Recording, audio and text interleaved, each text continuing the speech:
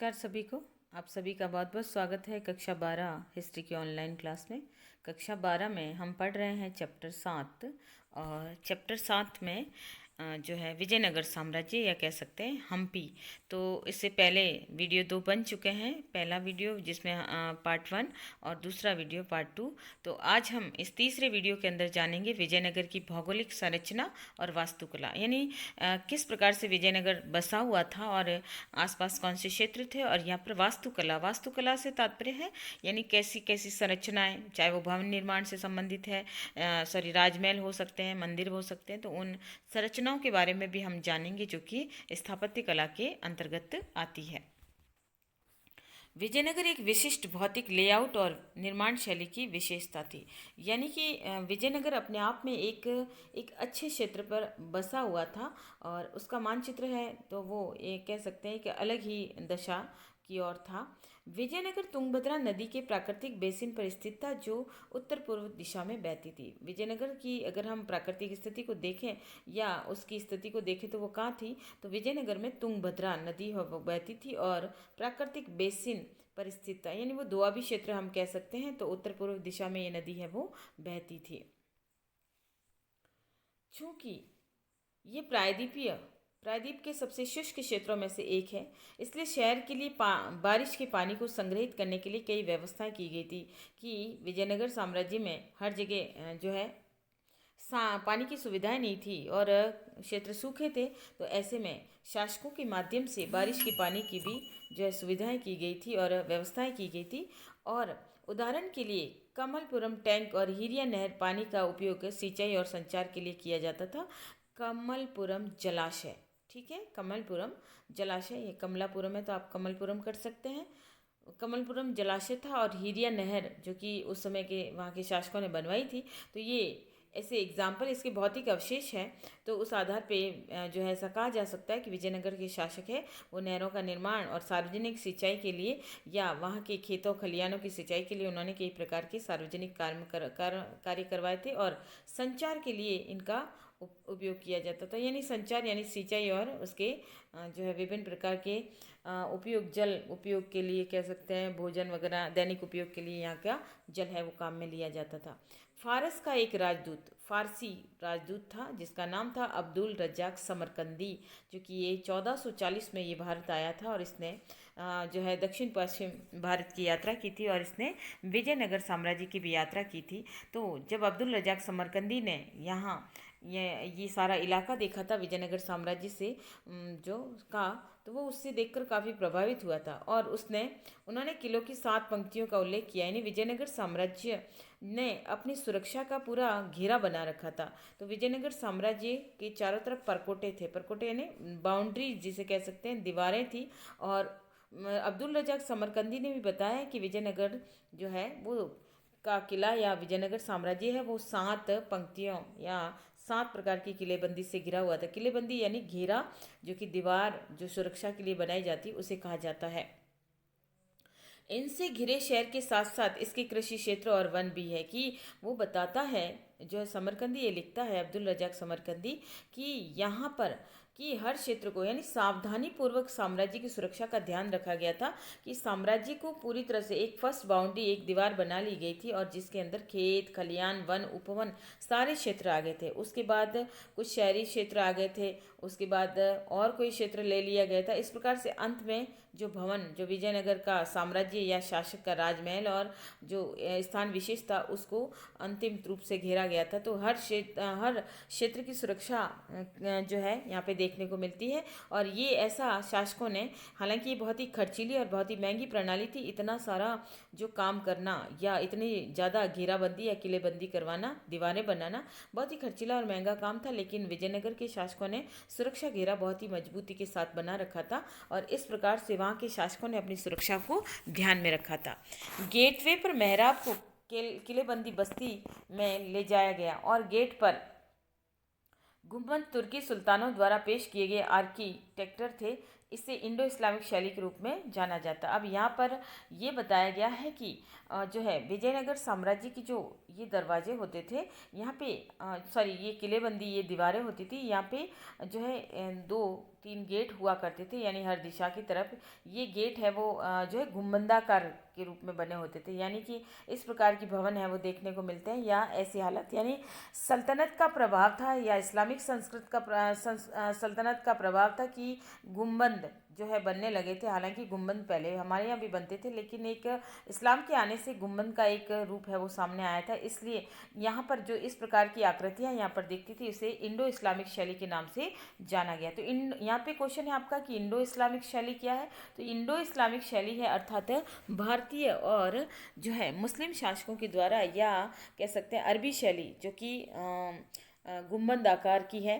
तो इस्लाम की साम्राज्य की शैली है, तो उसका जो मिला जुला रूप रहता है उसे इंडो इस्लामिक शैली कहते हैं। तो मेहराब यानी कि मंदिर का ये इस टाइप से भाग होता था, ये वाला, या फिर इस टाइप से जो है दरवाजे बने होते हैं ये इस टाइप से घुमावदार, तो इसे मेहराब, और साथ में जो है किलेबंदी से तात्पर्य चारों तरफ का जो घेरा दीवारें लगाई जाती थी। तो इस प्रकार के वहाँ पे दरवाजे हैं वो मिले हैं, जो कि ये घेराबंदी है, वहाँ पे किनारे पे ऐसे दरवाजे बने हुए हैं।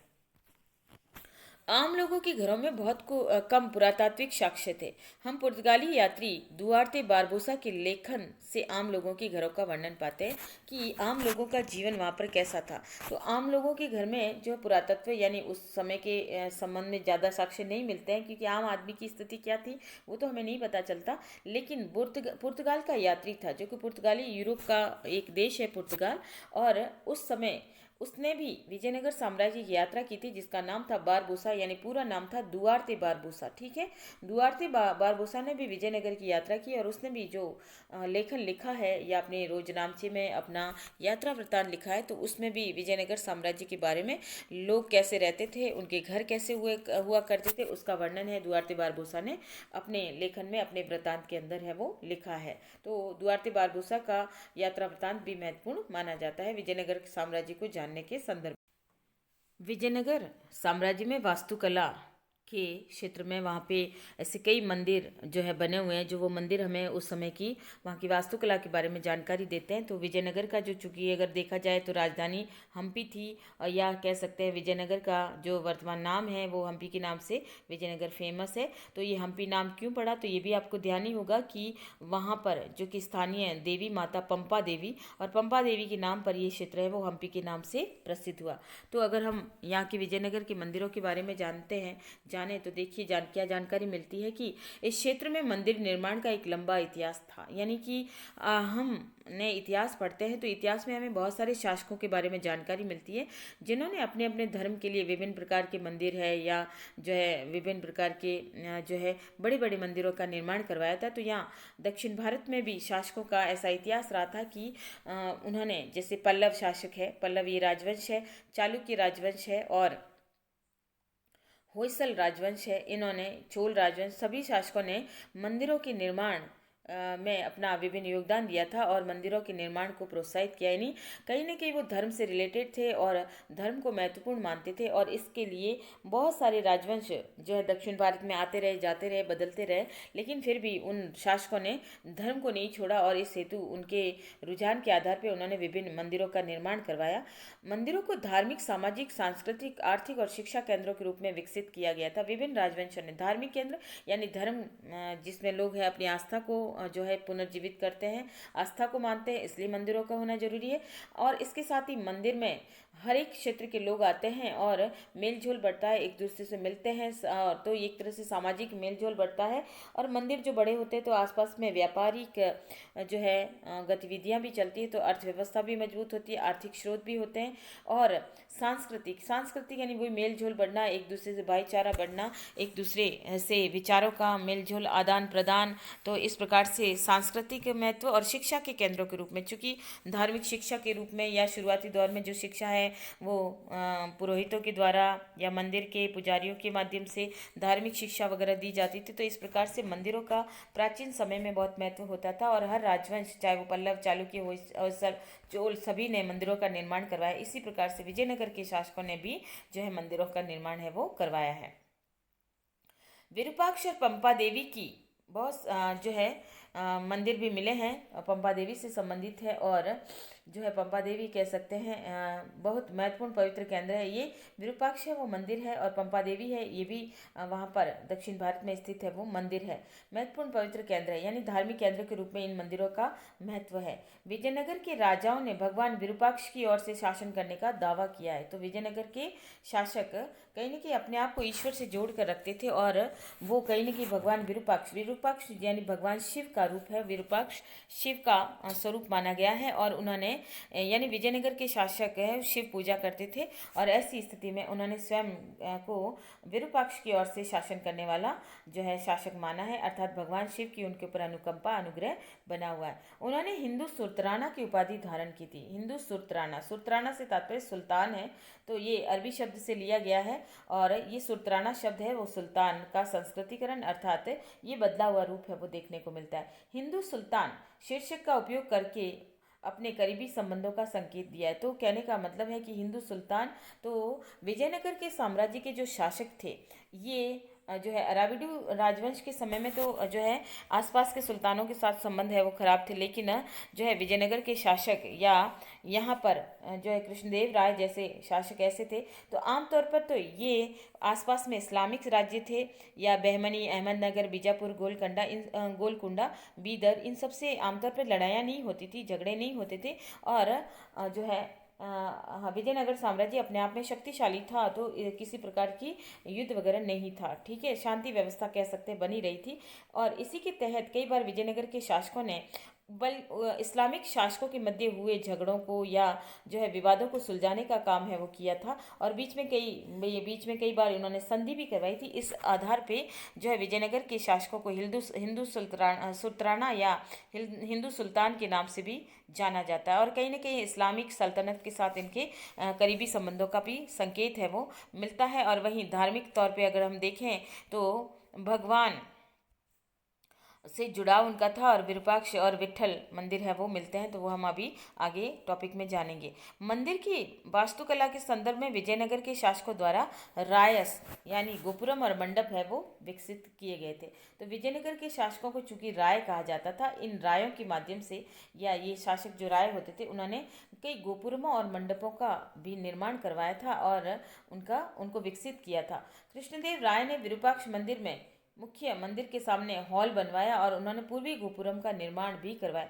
अब गोपुरम क्या है? गोपुरम किसी भी मंदिर का प्रवेश द्वार होता है, उसे गोपुरम कहा जाता है। तो ये भी अपने आप में पूछा जाने वाला प्रश्न है कि गोपुरम किसे कहते हैं। तो मंदिर का प्रवेश द्वार जो होता है और काफ़ी विशालकाय होता था, ये दक्षिण भारत की पहचान है। तो वहाँ पे प्रवेश द्वारों को गोपुरम के नाम से जाना जाता था।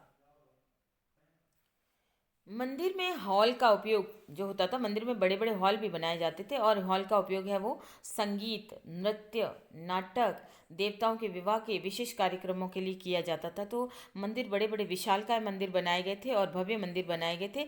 वहाँ पे विभिन्न प्रकार के कक्ष वगैरह होते थे और हॉल भी होते थे, संगीत और नृत्य कक्ष भी होते थे। तो इन हॉल का उपयोग है वो विभिन्न प्रकार से किया जाता था। विजयनगर के शासकों ने विट्ठल मंदिर की स्थापना भी की थी। विट्ठल जो कि भगवान विष्णु के मंदिर का प्रतीक है या भगवान विष्णु का प्रतीक माना जाता है। विरूपाक्ष भगवान शिव को कहा गया है, विट्ठल है वो भगवान विष्णु को कहा गया है। ये भी आपको ध्यान रखना है कि विरूपाक्ष मंदिर या विरूपाक्ष है वो किसको कहा गया है, विट्ठल किसे कहा गया है। तो एक शिव है, दूसरा विष्णु है, लेकिन दोनों ही हिंदू धर्म में इसको पूजा जाता है। विष्णु का एक रूप विट्ठल और आमतौर पर महाराष्ट्र में पूजा जाता था। कुछ सबसे शानदार गोपुरम स्थानीय नायकों के द्वारा भी बनाए गए थे। तो गोपुरम यानी प्रवेश द्वारों का निर्माण भी विजयनगर के शासकों ने करवाया था, और कई स्थानीय जो है नायक और महानायक या कह सकते हैं अमर नायक थे, उन्होंने भी गोपुरमों का निर्माण है वो करवाया था। देखिए गोपुरम और मंडप क्या है। तो गोपुरम चूंकि किसी भी मंदिर का प्रवेश द्वार है वो गोपुरम कहलाता था, और मंडप क्या होता था, बीच का जो प्रांगण होता था उसे मंडप के नाम से जाना जाता था। मंदिर स्थापत्य के संदर्भ में इस समय तक नए तत्व प्रकाश में आते हैं, और इसमें विशाल स्तर पर बनाई गई संरचनाएं जो राजकीय सत्ता में शामिल होती थी। यानी वहाँ पर अगर हम देखें विजयनगर साम्राज्य या हम्पी के बारे में जानते, तो हम्पी को जब कॉलिन मैकेंजी ने खोजा था, कर्नल कॉलिन मैकेंजी ने, तो उन्होंने बहुत सारे भग्नावशेषों को पाया था, और भग्नावशेषों के तौर पे कई भग्नावशेष यानी बड़ी बड़ी इमारतों के अवशेष भी मिले हैं, जिसे राजप्रसाद का नाम दिया गया है। बड़ा विशाल राजप्रसाद है, वो राजा से संबंधित माना गया। अन्य कई प्रकार के बड़े बड़े भवन भवन की संरचनाएं मिली है तो उन संरचनाओं को राजा और अधिकारियों से संबंधित है वो जोड़ा गया है, यानी सामंतों से संबंधित माना गया है। इसके अलावा विशाल मंदिर जैसे विट्ठल मंदिर, विरूपाक्ष मंदिर, हजाराराम मंदिर, ये ऐसे मंदिर भी मिले हैं और उनसे संबंधित गोपुरम और मंडप भी मिले हैं। तो इस प्रकार से वहाँ पे ऐसी कई बड़ी बड़ी संरचनाएं मिली है और कहीं ना कहीं राजा है वो धर्म और आस्था में भी विश्वास रखते थे।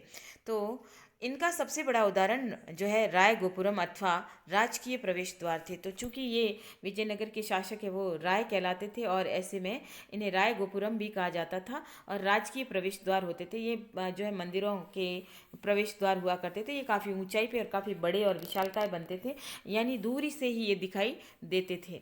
इनमें विशाल स्तर पर बनाई गई संरचनाएं गोपुरम को दर्शाते। तो ये गोपुरम जो होते थे वो इस प्रकार का ढांचा दक्षिण भारत में आमतौर पर मंदिर बने होते हैं। तो इसमें स्टेप बाय स्टेप है उनको ऊंचा मंदिरों को इस प्रकार से बनाया जाता था। ये मंदिरों के प्रवेश द्वार होते थे, तो इन्हें राय गोपुरम भी कहा गया है या ये विशाल संरचनाएं हैं वो मानी गई है।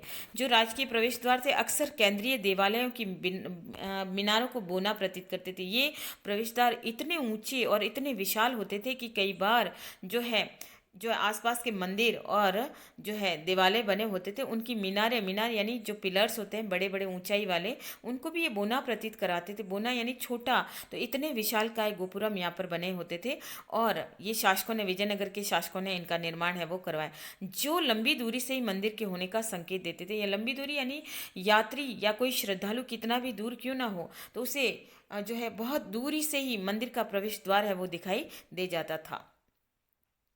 अन्य विशिष्ट अभिलक्षणों ने मंडप तथा लंबे स्तंभों वाले गलियारे जो अक्सर मंदिर परिसरों में स्थित देवालय के चारों ओर बने थे सम्मिलित है। तो ये तो हमें आप सभी जानते ही होंगे कि आमतौर पे जब मंदिर होता है तो मंदिर में हर मंदिर का कोई न कोई प्रवेश द्वार होता है, ठीक है, एंट्री गेट होता है। वहीं मंदिर में डायरेक्ट ही जैसे एक जगह भगवान की गर्भगृह होता है जहाँ भगवान की मूर्ति रखी होती है, लेकिन उससे आसपास गलियारे होते हैं, कई प्रकार की सीढ़ियाँ होती है, बीच में और भी पिलर होते हैं, उसके बाद प्रांगण होता है जिसे मंडप कहा जा सकता है। तो इस प्रकार की संरचनाएं मंदिरों की बनी होती है। तो ऐसे बड़े बड़े वहाँ पे मंडप भी बने हुए थे, जो हजाराराम, विट्ठल मंदिर, विरूपाक्ष मंदिर, यहाँ पर तो मंडप होते थे और बड़े बड़े प्रवेश द्वार इन मंदिरों के होते थे और लंबे स्तंभों वाले, यानी मोस्ट ऑफ ऐसे बड़े बड़े आपने बरामदे देखे होंगे मंदिरों में, तो जो कि बहुत अंदर बहुत सारे पिलर्स होते थे। ये गलियारे यानी छोटे छोटे बरामदे होते थे, आप जो गलियारे होते थे और अक्सर मंदिर परिसरों में स्थित देवालयों के चारों ओर बने होते थे।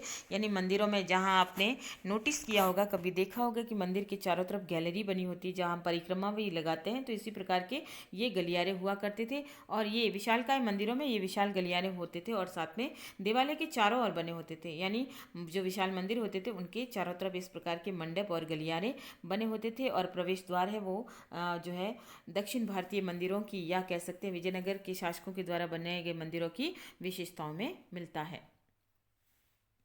अगर हम देखें वहाँ की बड़ी संरचना में तो विरूपाक्ष मंदिर, अब विरूपाक्ष मंदिर जो कि भगवान शिव से संबंधित मंदिर है, भगवान शिव का, और विरूपाक्ष मंदिर में क्या विशेषताएं देखने को मिलती हैं या मंदिर की क्या विशेषताएं, तो देखिए विरूपाक्ष मंदिर का निर्माण 9वीं से 10वीं शताब्दी में हुआ था और हम्पी बाजार के 10 किलोमीटर के केंद्र में ये मंदिर स्थित था। यानी ये मंदिर जो है हम्पी यानी विजयनगर के सेंटर पॉइंट में कहीं ना कहीं स्थित था। यह आज भी बिल्कुल वैसे ही जैसे कृष्णदेव राय के काल में था। यानी आज भी हमें विरूपाक्ष मंदिर है दक्षिण भारत में देखने को मिलता है और आज भी उसकी संरचना वैसी की वैसी है, आज भी अत्यंत सुंदर मंदिर के रूप में विद्यमान है। यहाँ के पत्थर ग्रेनाइट के थे, यानी यहाँ पे जो पत्थर काम में लिए गए थे तो वो ग्रेनाइट के थे। यानी ये ग्रेनाइट एक बहुत ही महंगा और काफ़ी चमकदार पत्थर होता है और ये काफ़ी जो है महंगा है। तो यहाँ पर जो यहाँ मंदिर जो उसमें पत्थर जो लगाए थे वो ग्रेनाइट यानी बहुत ही बहुमूल्य पत्थर है वो लगाया गया था। और इसके साथ ही मंदिर की दीवार पर नृत्य करने, युद्ध और शिकार करने जैसे चित्र भी बनाए थे। तो दीवारों को सुंदर बनाने के लिए इस प्रकार के नृत्य करते हुए, युद्ध करते हुए, शिकार करते हुए योद्धाओं के चित्रण और साथ में लोक संगीत वगैरह इनको करते हुए सामान्य नागरिकों को भी बताया गया था, नाटककार, कलाकार और संगीतकारों को भी बताया गया था। इनका दृश्यांकन है वो किया जाता था जो हमें अनेक कहानियाँ बताती। तो ये दृश्यांकन तो किसी न किसी प्रकार के संकेत के बिंदु के रूप में किसी न किसी प्रकार की कहानियाँ बताती है नायकों के बारे में, अमर नायकों के बारे में, वहाँ की युद्ध कला, वहाँ की नृत्य कला, वहाँ के कलाकार, उन सब के बारे में बताती है। इनमें शिव की आराधना की जाती है। तो जो चूंकि हम पहले ही जान चुके हैं कि विरूपाक्ष मंदिर है वो भगवान शिव का मंदिर था और भगवान शिव की स्तुति करते थे। तो ऐसे में विजयनगर के शासक भी स्वयं को शिव का ही पुत्र मानते थे या शिव से जुड़ा हुआ मानते थे, और यही वजह थी कि उन्होंने जो है स्वयं को जो है विरूपाक्ष के जो है समर्थक माना है या विरूपाक्ष के उत्तराधिकारी माना है। तो उन्होंने विरूपाक्ष मंदिर का निर्माण है वो करवाया था। दूसरा जाने तो दूसरा आता है विरूपाक्ष के बाद विट्ठल मंदिर। विट्ठल मंदिर भगवान विष्णु का मंदिर है। ये भी विशालकाय मंदिर है जो कि कृष्णदेव राय या उनके उत्तराधिकारियों ने या शासकों ने बनवाया था। यह एक सुदृढ़ और दर्शनीय मंदिर था विट्ठल मंदिर। यहाँ दीवार के नीचे से ऊपर तक तांबे के पात्र बने हुए थे, यानी मंदिरों की विशेषताएं अलग अलग देखने को मिलती है। कहीं गोपुरम है तो कहीं तांबे के पात्र वगैरह यहाँ पे दिखाई दे रहे। मंदिर की छत पर जानवरों की मूर्ति बनी हुई थी, यानी कि छतों को इस प्रकार से बनाया गया था कि जानवरों की मूर्तियाँ या जानवरों की डिजाइन्स है वो छतों के ऊपर बनाई हुई थी। मंदिर के अंदर 2500 से 3000 जले हुए दीपक भी मिले, अर्थात वहाँ प्रतिदिन आरतियाँ होती होगी, पूजा पाठ होते होंगे। तो इस प्रकार से वहाँ मंदिर में 2,500 से 3,000 दीपकों का मिलना, यानी वहाँ पे जो भी जब भी धार्मिक सुबह शाम आरतियाँ वगैरह होती थी, तो चूंकि ये विशालकाय मंदिर है तो यहाँ पे नित्य प्रतिदिन जो है अनेकों हजार है वो दिए जलाए जाते थे, यानी कि पूजा आरती या जो भी धार्मिक अनुष्ठान होता था उस समय ये सारी दीपक वगैरह जलाए जाते थे।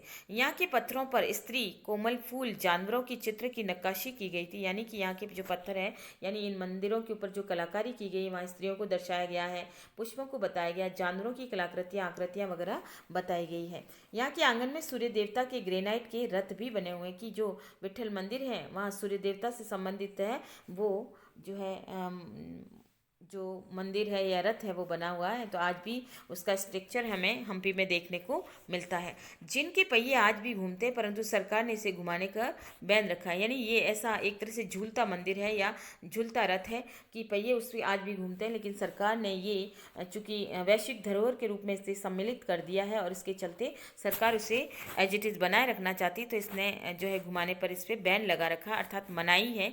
और जो है राष्ट्रीय धरोहर के रूप में तो इसे आबाद रखना, सुरक्षित रखना जरूरी है। और यहाँ भगवान विष्णु की पूजा की जाती है। तो चूंकि विरूपाक्ष में भगवान शिव है और विट्ठल में आपको ध्यान रखना है कि विट्ठल मंदिर में भगवान विष्णु की पूजा है वो की जाती है।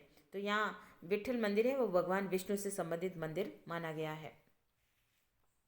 अब हर मंदिर की कोई न कोई विशेषता होती थी। तो यहाँ विशेषताओं में अगर हम देखें तो मंदिरों की सबसे ऊपरी या सबसे ऊंची छत को शिखर कहा जाता था। शिखर यानी कि जो मंदिर का सबसे ऊंचा भाग जो होता है उसे शिखर कहा जाता है। ठीक है, आमतौर पर यह मंदिरों के आगंतुकों द्वारा उचित दूरी से देखा जा सकता है। तो शिखर जो दक्षिण भारतीय मंदिर है वहाँ पर इस टाइप के मंदिर होते थे, तो ये जो हिस्सा है वो शिखर कहलाता था, जहाँ पे आज भी जो है उसके ऊपर कलश चढ़ाया जाता है। आमतौर पर ये मंदिरों के आगंतुकों द्वारा उचित दूरी से देखा जा सकता था। ये शिखर इतने ऊंचाई पर होते थे और ये इतनी नुकीली इनकी स्थितियाँ होती थी कि दूर से ही व्यक्ति वो समझ जाता था कि मंदिर है वो आ चुका है। शिखर के नीचे हम मुख्य भगवान या देवी की मूर्ति पाते हैं। तो जो शिखर जहाँ बना होता है वहाँ नीचे गर्भगृह में वहाँ भगवान का जो है गर्भ होता है, गर्भ स्थल होता है या गर्भगृह होता है जहाँ पे मूर्ति को स्थापित किया जाता है। तो यही शिखर होता है, यहाँ शिखर है, यहाँ शिखर के नीचे भगवान की मूर्तियाँ रखी जाती थी। अब गर्भगृह क्या है, देखिए हमने जस्ट अभी मैंने गर्भगृह को नाम दिया है। तो गर्भगृह क्या है, ये मंदिर का एक केंद्रीय स्थान पर स्थित मुख्य कमरे का केंद्रीय बिंदु। आपने मंदिर देखे ही होंगे और मंदिरों के अंदर क्या होता है कि कोई भी मंदिर होता है तो वहाँ भगवान की मूर्ति डायरेक्टली किसी स्थान विशेष पे ही रखी जाती है, हर किसी जगह पे नहीं होता। तो हर मंदिर का एक विशिष्ट कक्ष होता है जिसमें भगवान की मूर्तियाँ स्थापित होती। तो ये जो विशिष्ट कक्ष जिसमें भगवान की मूर्ति स्थापित होती है उसे ही गर्भगृह के नाम से जाना जाता है, जो कि केंद्रीय कक्ष होता है। और उसी मंदिर की मूर्तियों के दर्शन के लिए लोग हैं उन मंदिरों का जो है दौरा करते हैं। तो आमतौर पर प्रत्येक भक्त अपने मुख्य कर्तव्य के प्रति सम्मान और भक्ति की भावनाओं का भुगतान करने के लिए इस कमरे के गेट के पास जाता है। यानी जब भी लोग मंदिर में श्रद्धालु जाते होंगे तो उस कक्ष को देखकर उस कक्ष के पास जाकर भगवान के दर्शन अवश्य करते होंगे। तो इस प्रकार से वो अपनी श्रद्धा, अपनी भक्ति है वो उस द्वार पर जाकर है वो बताते हैं।